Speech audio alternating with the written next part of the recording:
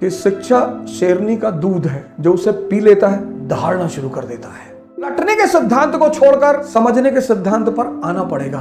पढ़ना और लिखना बहुत अलग बात है सर। ये तो आईएएस का फॉर्मूला है सर। कनेक्ट करिए, कॉन्सेप्ट बनाइए, कंसोलिडेट करिए, जिंदगी भर के लिए याद हो जाएगा, जिंदगी भर के लिए। कोचिंग व्यवसाय ध्वस्त।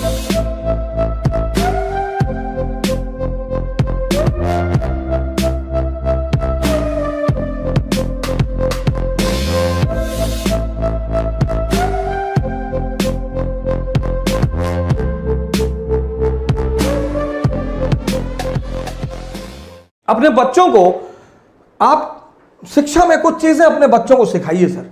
एजुकेशन में आप में से बहुत सारे लोगों के छोटे भाई हैं, छोटे बहन हैं, आपके घर में बच्चे हैं।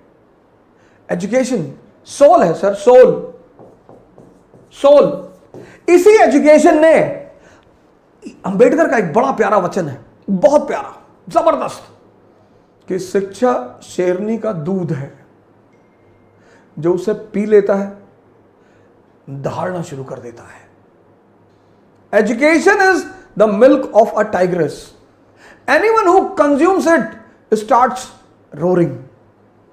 किसी भी समाज को, किसी भी देश को महान बनाना है, उसकी शिक्षा को मजबूत कर दीजिए। Education soul of family, society and nation. अगर शिक्षा सही हो जाए, अब पहली गलती जो हमारे मां बाप करते हैं, हमारे 90% मां बाप चाहते हैं कि उनके बच्चे 28 घंटा पढ़ें। आप कहेंगे 28? जी, 28 घंटा, 28। कुछ पेरेंट्स तो मैंने देखा कि हमारे पास आए, साहब ऐसा है कि जरा हमारे बच्चे पे नजर रखिएगा। अरे भैया, मैं आईबी में हूं, मैं रॉ में हूं, तुम्हारे बच्चे पे नजर रखूं?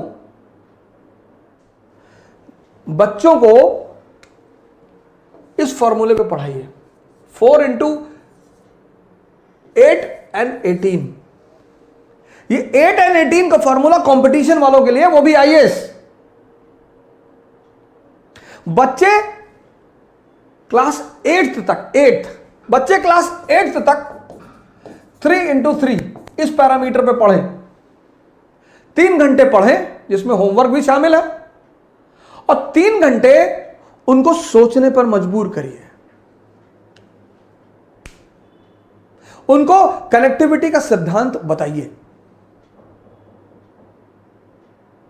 जैसे उन्होंने कोई टॉपिक तैयार किया, डाइजेस्टिव सिस्टम, तो अपने बच्चे को बोलिए कि यार ऐसा करो, तैयार हो गया ना, एक प्लेन शीट ले लो बेटा, लिखो पूरी कहानी को। बहुत सारे बच्चे क्या करते हैं, किताब लेके बैठ जाते हैं, और अब किताब पढ़ने में, पढ़ना और लिखना बहुत अलग बात है सर। आप बिना कंसंट्रेट हुए पढ़ सकते हैं, पर आप बिना कंसंट्रेट हुए लिख कभी नहीं सकते। लड़कों की लिखने की आदत डालिए सर, बहुत प्रेस मत करिए, एक शेड्यूल बना दीजिए बस, कि अच्छा ठीक है, डाइजेस्टिव सिस्टम तैयार जी, कार्बन एंड कंपाउंड तैयार, चैप्टर तैयार, हाँ जी, चलो लिख डालो। उनकी लिखावट को चेक कर दीजिए। 3 घंटे पढ़ें क्लास 8 तक, और 3 घंटे उनसे लिखवाइए सर। 6 महीने में लिखवाइए जरूर सर। जिस ट्यूशन से ट्यूशन पढ़ने आते हैं उनसे बोलिए। ये तो आईएएस का फॉर्मूला है सर। 8 घंटे पढ़ना, 18 घंटा पढ़ाई के माहौल में रहना। लॉ ऑफ कनेक्टिविटी, पहले फेज में जो बच्चे 8th क्लास में है, 8th तक, इनको 2 चीजें सिखाइए, व्हाट एंड व्हाई, बस। अगर ये 2 चीज आप समझा ले गए तो आप समझिए जिंदा कर रहे हैं दिमाग को। रटने मत दीजिए सर, रटने से दिमाग तोते जैसा हो जाता है, उसको बाद में जिंदा करना बहुत मुश्किल है। क्लास 8th तक एनालिसिस पे मत ले जाइए sir. What and why, example, अब अशोक का धम, अशोक का धम क्या और क्यों, बस। क्या? एक धार्मिक नीति, एक धार्मिक नीति, रिलीजियस पॉलिसी जिसका उद्देश्य यूनिटी पैदा करना, बस। क्या? क्यों? क्योंकि भारत यूनिटी इन डाइवर्सिटी का देश है। मौर्य साम्राज्य, काबुल से कन्याकुमारी, गुजरात से नॉर्थ ईस्ट, समझदार शासक है। आज हिंदू मुसलमान है, तब बौद्ध ब्राह्मण जैन, आज हिंदू मुसलमान ईसाई लड़ रहे हैं, आज, तब बौद्ध ब्राह्मण जैन, इनके बीच खटास थी। और परिवार में अगर तनाव होगा तो परिवार विकास नहीं होगा, और राष्ट्र में अगर तनाव होगा तो राष्ट्र का विकास नहीं होगा।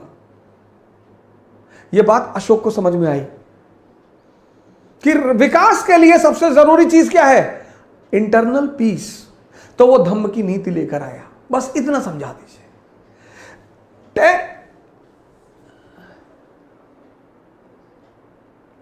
10th 11th 12th। अब यहां पर आप थोड़ा सा एनालिसिस का पुट भी दे सकते हैं। ये जो मैंने एक प्रोग्राम चलाया जिसका मैंने नाम रखा था सी क्यूब, इसको स्कूल टाइम में बच्चों को जरूर सिखाना चाहिए। सी क्यूब, पहला सी कनेक्टिविटी, जोड़ना सिखाइए सर बच्चों को। आप नहीं पढ़ा रहे ना, आपका जो ट्यूशन लगभग लोगों ने रखा है, लगभग उस टीचर को बोलिए कि मेरे बच्चे को यह सिखाओ, कनेक्टिविटी, ये धम्म क्या और क्यों, कनेक्टिविटी।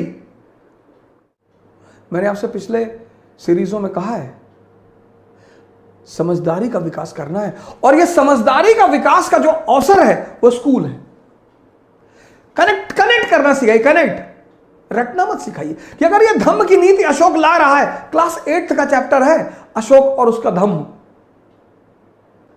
तो वाई बता दीजिए लड़के को कि साहब ये वाई, धम्म क्यों, ये 2 वर्ड अपने बच्चों को सिखाना शुरू कर दीजिए सर। मैं बता रहा हूं कि जब वो 12th क्लास में बाहर निकलेंगे ना सर, परसेंटेज भले ही कम हो उनका, लेकिन कुछ महान काम करेंगे सर।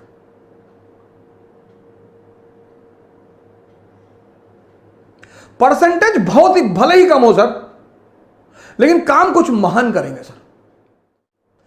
कनेक्टिविटी आप सिखाएंगे तो कनेक्टिविटी से क्या पैदा होगा, कॉन्सेप्ट पैदा होगा।